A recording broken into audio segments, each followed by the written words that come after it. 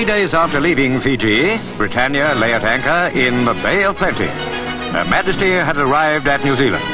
Waitangi is almost at the northern tip of the Dominion, and Governor-General Sir Bernard Ferguson and his wife received the Queen and Duke at a place of historic significance. For Waitangi and its treaty are to the Dominion what Runnymede and Magna Carta are to England. Here the liberties of the country are rooted. The Treaty House commemorates the agreement by which Maori chiefs accepted British sovereignty. Paintings inside the house depict the arrival of Captain Hobson, Royal Navy, whom the government empowered to negotiate with the chiefs. The Queen's arrival was on the 123rd anniversary of the treaty. Today, 100 of the 10,000 Maoris greeting the Queen at Waitangi put on the garb of their warrior forebears in honor of the royal visit. 92 years have passed since the last armed resistance to the treaty. But the warrior spirit is still there, and Maori soldiers have gallantly fought the enemies of Britain twice within living memory.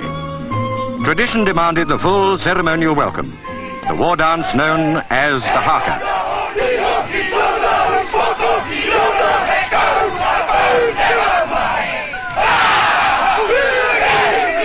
Now came the ceremony of the challenge. A spear-like dart was laid in the Queen's path by Arapeta Awatere. It signifies that the Maoris desire peace, but will protect their land if necessary.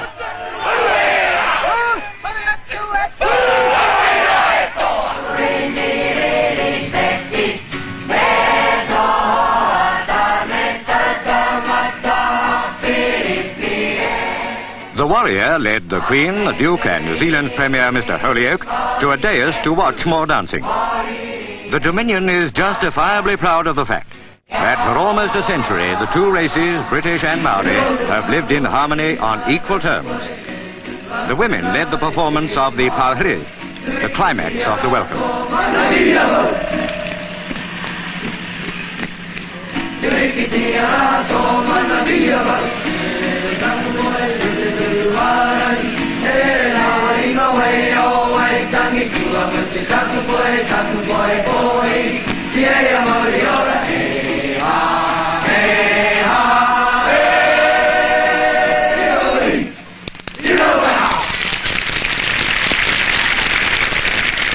"600 years have passed since Polynesian canoes brought the first Maoris to this land, and who knows for how many centuries before that these dances have been performed.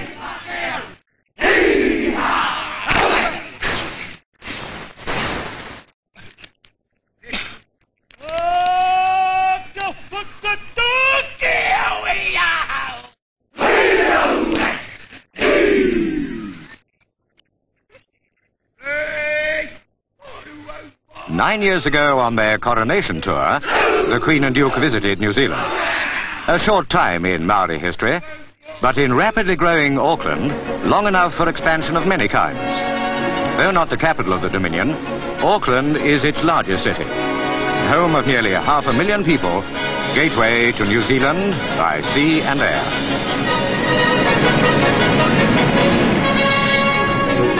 There was a turnout of 750 craft in the Royal Auckland Regatta, waiting for the Queen and Duke to arrive.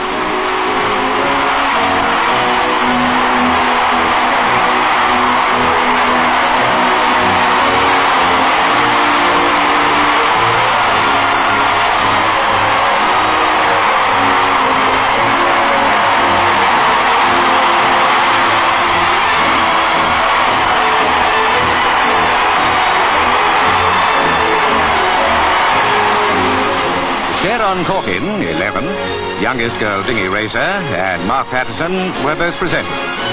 15-year-old Mark has been the champion of his sailing class for the last 3 years.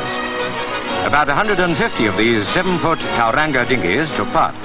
Most of them do-it-yourself and sailed single-handed by boys and girls between the ages of 9 and 16. That's the right age to begin sailing.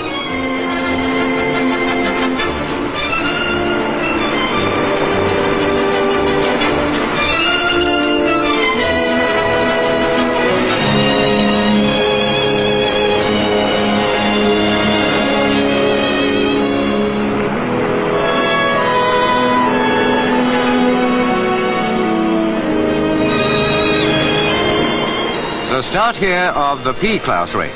No competitors over 16.